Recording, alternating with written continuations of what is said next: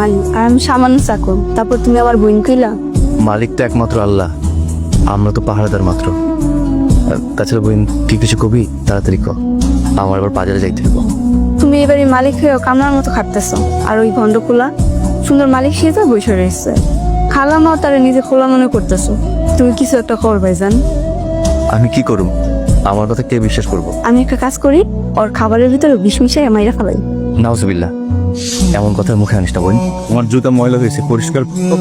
উনি করবো কেন? উনি কি বলছি? মসি না হইলেও ও এই বাড়ির চাক, আর এখানে কাম করতে হইলেও আমার হুকুম মতো চলতে হইব, মেলে ঘাট ধাক্কা দিয়ে বার করে দেবো। আপনি ওর কথা কিছু মনে করেন না বোন, কামে যান। আপনার জুতোটা আমি পরিষ্কার করতেছি। এখানে বসে আছিস কেন? মন খারাপ? না ফুপু, কিছু বলবে? হ্যাঁ, ভাবছি তোরা শান্তর বিয়েটা তাড়াতাড়ি দিয়ে দেবো। তুই কি বলিস? তুমি যা ভালো মনে করো ফুপু। তাহলে আমি শান্তর সাথে কথা বলি, কি বলিস? এই সালাম। আসসালামু আলাইকুম ম্যাডাম। ওয়ালাইকুম আসসালাম। কি ব্যাপার সালাম, তুমি বাজারে যাওনি? না ম্যাডাম, স্যারের জুতো পরিষ্কার করতেছিলাম। জুতা পরিষ্কার করেছো মানে?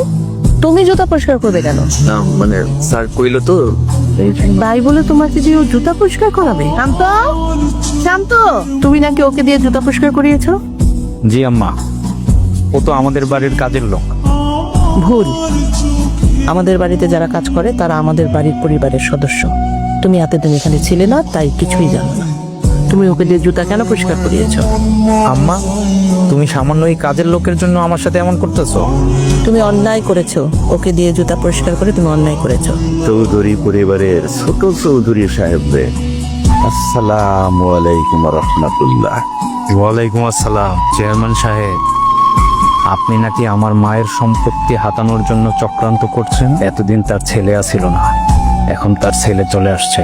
তার যদি বিন্দুমাত্র ক্ষতি করার চেষ্টা করেন, আমার চাইতে খারাপ কেউ হইব না। কথাটা মাথায় রাখেন।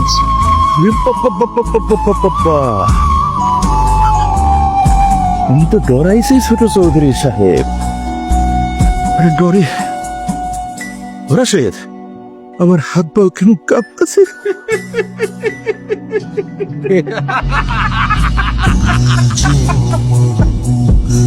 কেমন অভিনয় করলাম? একদম ফার্স্ট ক্লাস। তোমার কাজে আমি অত্যন্ত খুশি হয়েছে। ওই দিকটা ঠিক আছে তো? সব কিছু ঠিক আছে। চৌধুরী বাড়ির কেউ কিচ্ছু টের পায় নাই। আব্বা, এইসব আমি কি দেখতেছি আর কি শুনতেছি? আমি তো কিছুই বুঝতেছি না। তুই তো এইসব কিছু বুঝবি না, কারণ তুই তো এদিকে কি হইতেছে কি না হইতেছে তুই তো কোনো খবরই রাখোস না। আমি মরার পরে তুই যে কেমনে চেয়ার সামলাবি সেই চিন্তায় থাকে সব সময়। আমি বুঝেই কইতেছি, চেয়ারম্যান কাকায় আমাদের চৌধুরী বাড়ির পোলা সাজাইয়া ওই বাড়ির সব সম্পত্তি হাতাইয়া নিতে বলছে। তারপর ওই বেডিরে বাইর কইরা আমরা সব সম্পত্তি ভাগ করে নেব। ও, এই প্ল্যানিং? আমি এতক্ষণ কিচ্ছু বুঝিনি। আমারা থুইয়া নিজেরা নিজেরা সম্পত্তি ভাগাভাগি করবেন। আমি আপনাকে সব কথা শুনে ফেলাইছি। আপনাকে গোপন কথা গোপন রাখতে চাইলে আমারে ভাগ দিতেই। এই কি কইলি তুই? আর একটা কথা কইলে পরে এইখানেই পুত্তা ফেলাম।